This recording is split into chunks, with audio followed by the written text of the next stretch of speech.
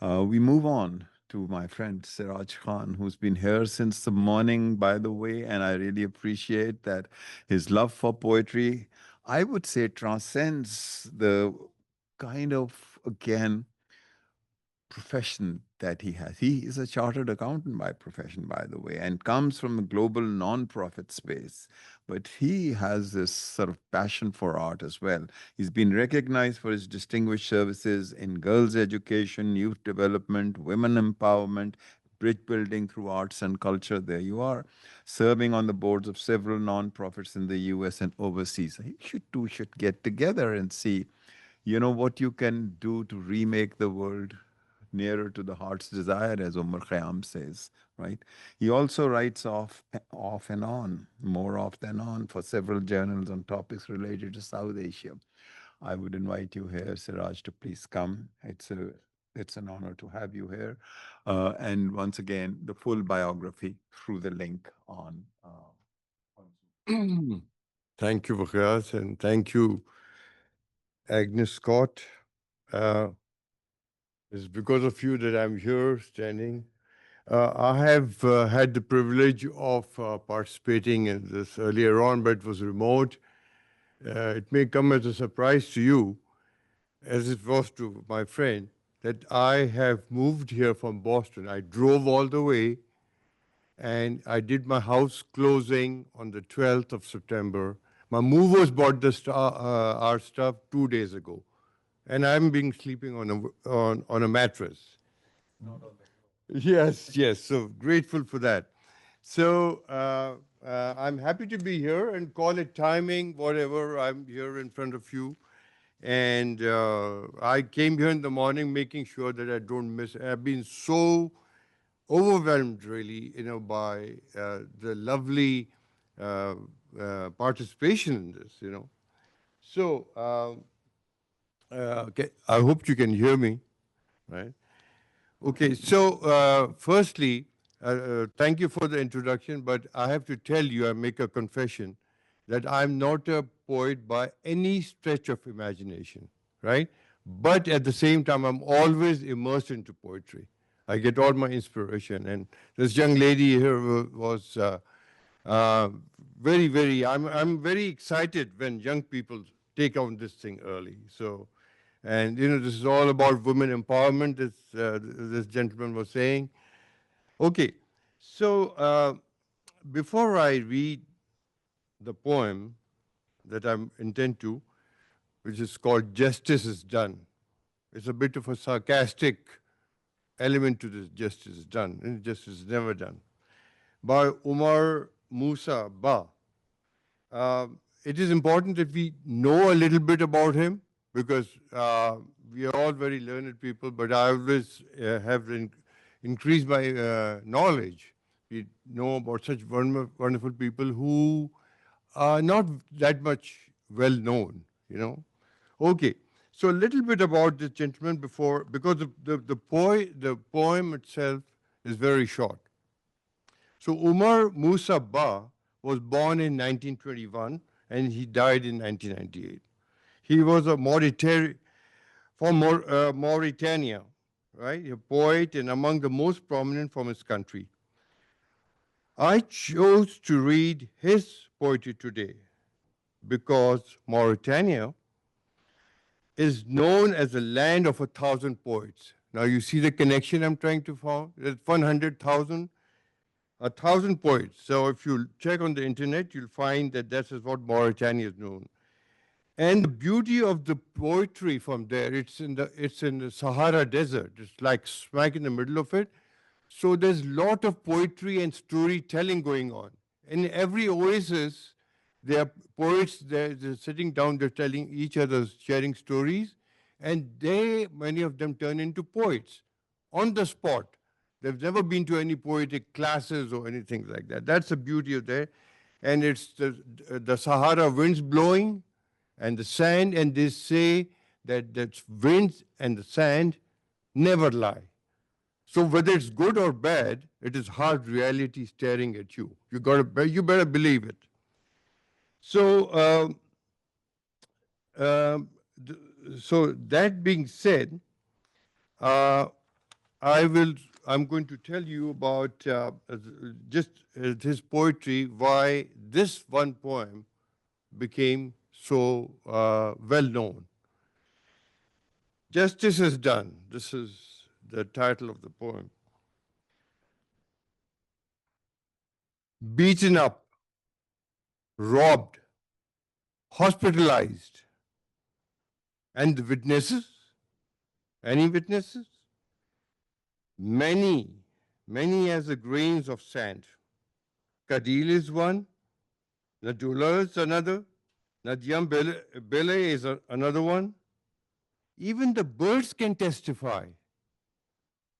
But you forget.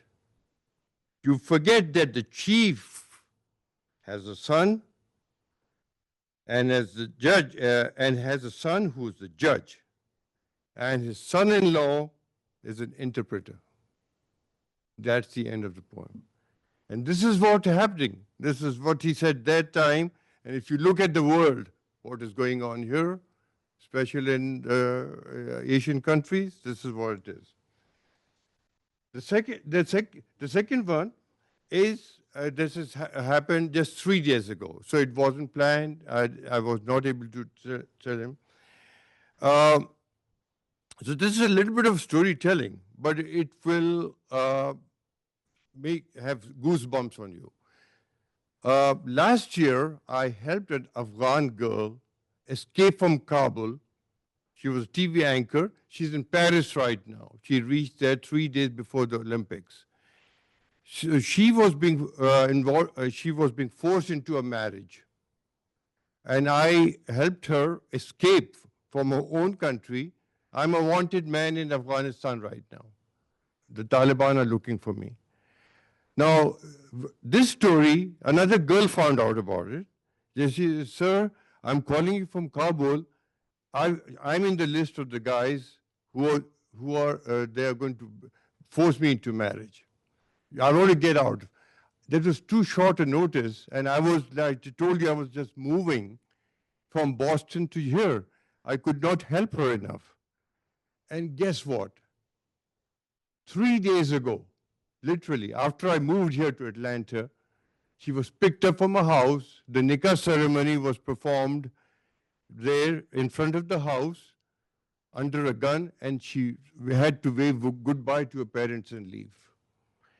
And this inspired me to tell you about Nadia Anjuman, who was a young poet from Herat who published her first collection at the age of 25. She was murdered in 2005. It is said that her husband was responsible for her murder. But because he was part of the Taliban, he wasn't tried.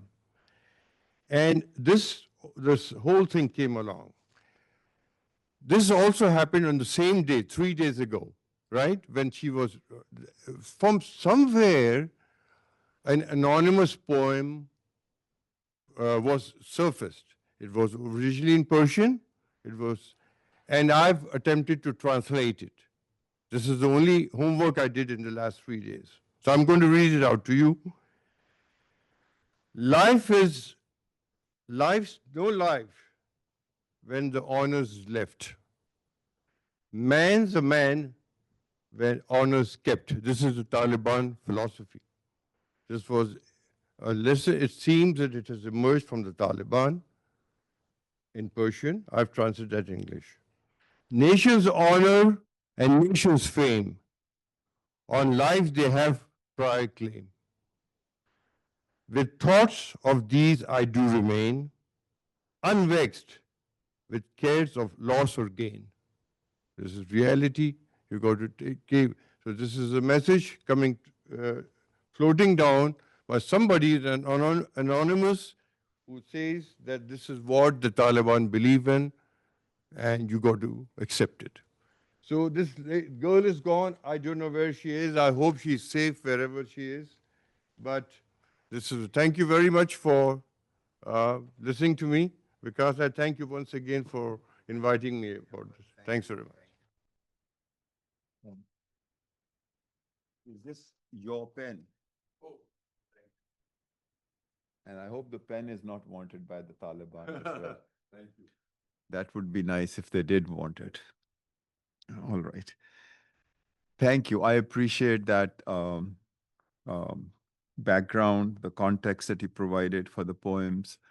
And yes, there are many stories of the kind that lie behind maybe a number of poems that were read today here. I'd also like to believe, by the way, borrowing from a metaphor or turning it into a metaphor, borrowing from a detail that our friend Siraj gave about Mauritania or Mauritania in the middle of the Sahara Desert. I'd like to believe that this event that we are having is an oasis for us as well. Because the poems that have been read here, what has been said here, the way we have interacted with each other across the globe, that represents something which is not always as easily possible in the desert that we know outside. Yeah, thank you. Thank you. I appreciate that. Calvin, my friend, we have two wizards. One of them writes poetry. The other one is a lover of poetry, and she is also a graphic artist. That's Leah. So, since we couldn't have the graphic artist present her art here, we are requesting Calvin, lifelong friend, I should say, from way back, and a very gifted poet who has somehow kept himself in hiding and also I I should say, undervalued, underplayed his poetic talent. And he takes it in stride, but I think deep inside he's very proud of this. Calvin, would you please come and present your poem here or poem? Thank you, Wakas. Thank you for doing a great job. This is such a wonderful thing. This is like the United Nations of poetry, right? The way it should be. Can you hear me okay? Am I in there? These poems are, Julia Knowlton talked about micro poems. These are actually kind of like nano poems. And I wasn't the only author. I have two friends that I've been meeting with every year or every week for the last 25 years. And we get together and write and guffaw a lot. So the first one is Matt Rosenberger and John Marcus. So shout out to those guys. Breaking news. If it wasn't broken, it wouldn't be news. But now that you mention it, if nothing was broken, that would be news and nobody would buy it. Next poem is entitled Free Will versus Expensive Will. Free will's fate is to debate its existence with persistence forever. And this next poem, because of the current state of affairs in the United States, somehow, I guess through AI, Elon Musk, Doge guys got a hold of this poem, and I was told I had to redact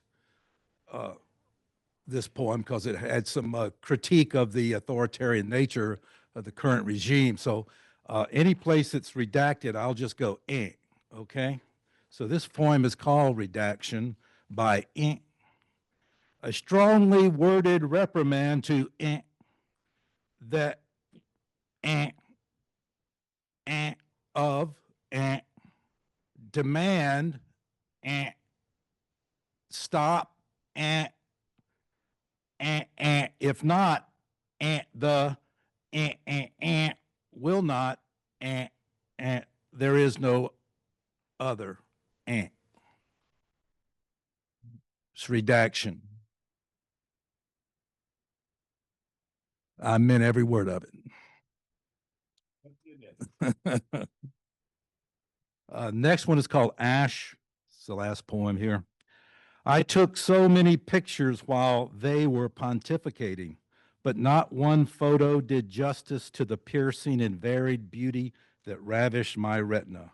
I was forced to delete each and every photo. Some sweetness cannot be born. So I wrote a sonnet every morning, but so inflamed was I by the new and stimulating verse that confounded my senses daily and left me weeping by tea time that I was forced to burn those verses and watch them curl into ash over the same candle whose illumination they had been writ by. Thank y'all, and thanks again, Wakas. Then Tuanda Muhammad is there. I saw her earlier. Is Are you there, Tuanda? No. Oh, she. Okay, pardon me, Tuanda. So my bad. So published poet, playwright, essayist, and photographer. Poems have been featured in Gwen Russell Green's creative collaboration in the Southeast Poetry Chapbooks, Daniel Pearl's Music Days, and You Might Need to Hear This online poetry publications. He's performed poems in the Java Monkey Poetry Open Mic. Those of you who don't know of the Java Monkey, it's gone, it's ruined. Somebody set it to fire. Some discontented, disgruntled waiter who wasn't being paid, probably, I think, and who was a poet, I suppose. Twanda, please, you're welcome. Thank you. I look forward to this event every year.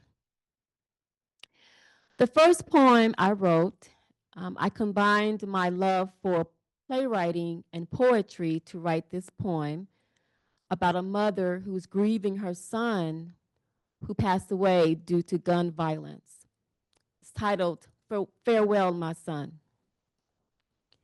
Yesterday, my teacher told me that everything happens for a reason. And in life, everything has a time, a place, and a season. But somebody please pinch me and tell me that I'm dreaming, because that can't be you lying there in that casket that I'm seeing. Finally, you are still for more than a few minutes at a time. You are an entrepreneur, constantly rushing against time. I really need to say what is on my mind, and that's why I got here early before the church bells chime. It was not your time to die. I was supposed to cross over first, but you are a young black man. That's why you beat me to the earth. All you did was get up and go to work. My heart is beating so fast, I'm scared it's gonna burst. You look peaceful lying there, a beautiful black prince. You were my oops baby, but you were really heaven sent. You could have been anything, doctor, lawyer, accountant, or president. But today is your funeral because of violence. Our men, with so much promise and praise due to environmental factors, many end up in early graves. Before he had a chance to build an extensive resume, the death angels arrived and took him away. As I walk through the valley in the shadow of death, I will have no fear. I'd rather see you anywhere else but lying here. As I walk through the valley in the shadow of death, I will have no fear. Your obituary read by the pastor is the last thing I want to hear. My beautiful son, it's out of my hands. I must give in because your life on earth has come to an end. I pray your soul is at peace and you repented for your sins. Farewell, my son, until we meet again. And the second poem is one of my favorite inspirational poems by Mr. Langston Hughes. It's entitled Mother to Son. I actually have a daughter.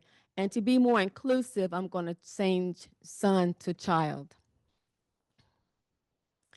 Well, child, I'll tell you. Life for me ain't been no crystal stair. It's had tacks in it and splinters and boards torn up and places with no carpet on the floor bare.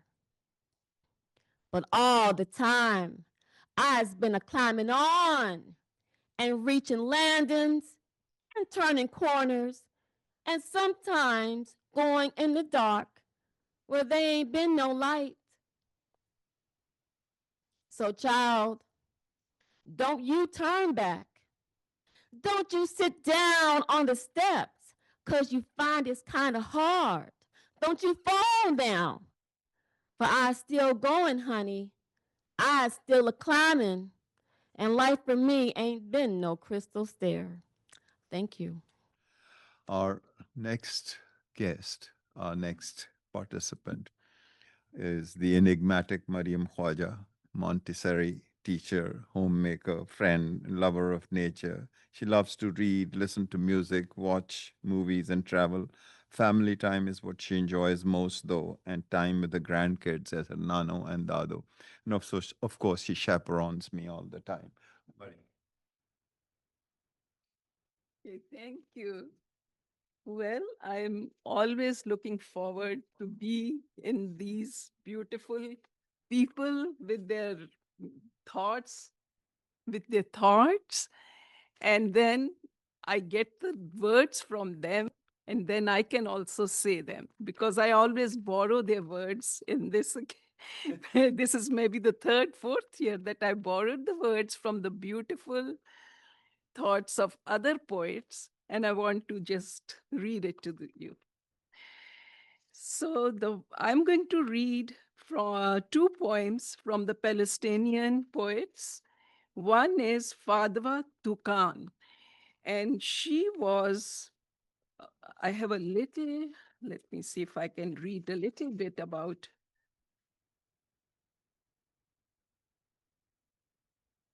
Oh my God, where is my Tukan family? Okay. Well, she is the she is also known the poet of Palestine. She is generally considered to be one of the very best contemporary Arab poet. She was born in 1917 and she had a beautiful, loving, like a long life, but lots of things which she had conveyed in her poetry, whatever was happening over there. So the poem I'm going to read is Enough for Me by Fadwa Tukan. Enough for me to die on her earth, be buried in her, to melt and vanish in her soil, then sprout forth as a flower, played with by a child from my country. Enough for me to remain in my country embrace, to be in her close as a handful of dust, a sprig of grass, a flower. The other poet who just was, he wrote beautiful poetry, and his name is Rifat Al-Arir. He was born in 1979 and was, I think, got martyred in 2023. If I must die, you must live, to tell my story, to sell my things, to buy a piece of cloth and some strings, make it white with a long tail, so that a child somewhere in Gaza, while looking heaven in the eye, awaiting his dad who left in a blaze, and bid no one farewell, not even to his flesh, not even to himself, sees the kite, my kite you made, flying up above, and thinks for a moment an angel is there, bringing back love. If I must die, let it bring hope, let it be a tale. Thank you.